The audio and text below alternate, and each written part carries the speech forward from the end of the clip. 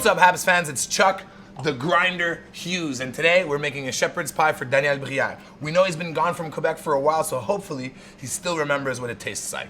To get started, I gotta grind the duck.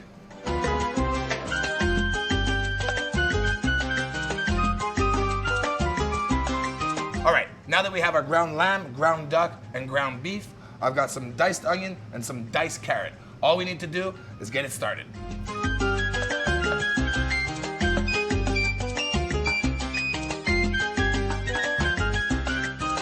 All right, now this is good to go.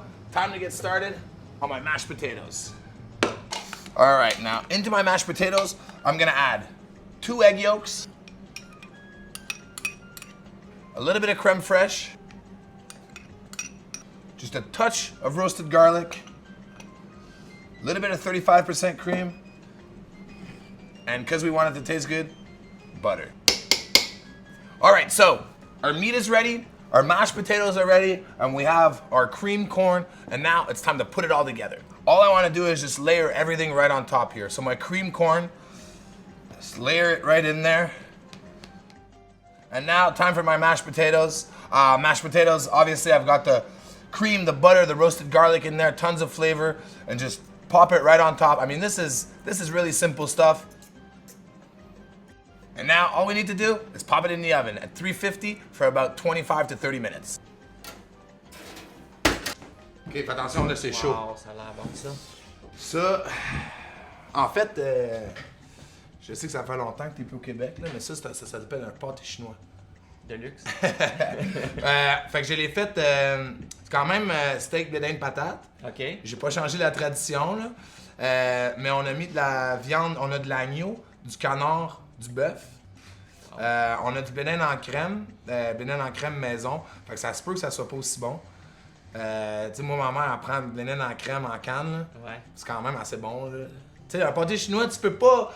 On peut pas se tromper ben par exact, exemple. c'est ça. Fait qu'on a joué un peu avec la viande, tu sais, puis on a juste fait les choses comme il le faut, mais on n'a pas trop changé la recette, parce que c'est un pâté chinois, puis on veut pas réinventer la roue, là. J'ai hâte Mais d'essayer ça. ouais, ça doit être pas peur. Ça fait longtemps que je suis parti du Québec. Fait que, Ouais, c'est ça, j'allais dire. Je m'ennuyais d'un bon pâté chinois. Du Québec, ben oui. Ouf. Ouais, c'est ça, à Philadelphie, pâté chinois. Pas beaucoup de ça. C'est Non, plus les cheesesteaks là-bas. Ouais, les cheesesteaks. Ça aussi, c'est quand même pas peur. C'est bon. Je l'ai mangé beaucoup les dernières années. Excellent. Fait que je sais pas, moi, je mange ça avec du ketchup, là. Ouais, moi aussi. J'ai ketchup, Ouais. sauce piquante, whatever, nature, là. Bon appétit. Bon appétit. Ouais, dis-moi ce que t'en penses, là. Première expérience de pâté chinois depuis ton retour? Oui. Pressure. Mais honnêtement, c'est la première fois que je faisais comme le mix des viandes, là. C'est pas pire? Wow, c'est excellent. Ouais? Ouais.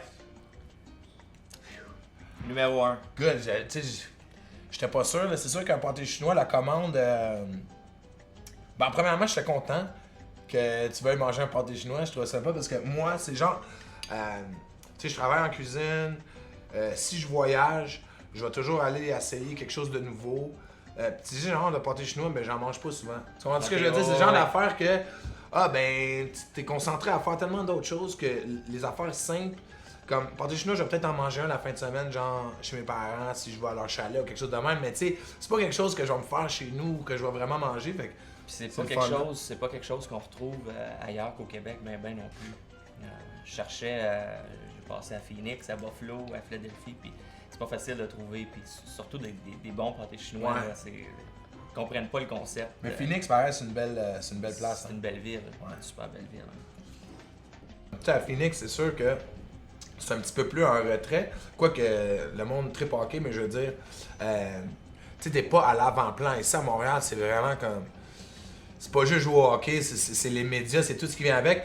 Dans un sens, c'est vraiment cool. C'est un mode de vie. Ouais, exactement, tu sais. C'est le fun, puis ça a été un processus un peu pour moi. J'étais à Phoenix, c'est une ville où le hockey était, disons, pas trop à l'avant.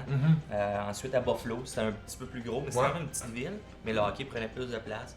À Philadelphie, c'est un gros marché avec où le hockey est aussi important.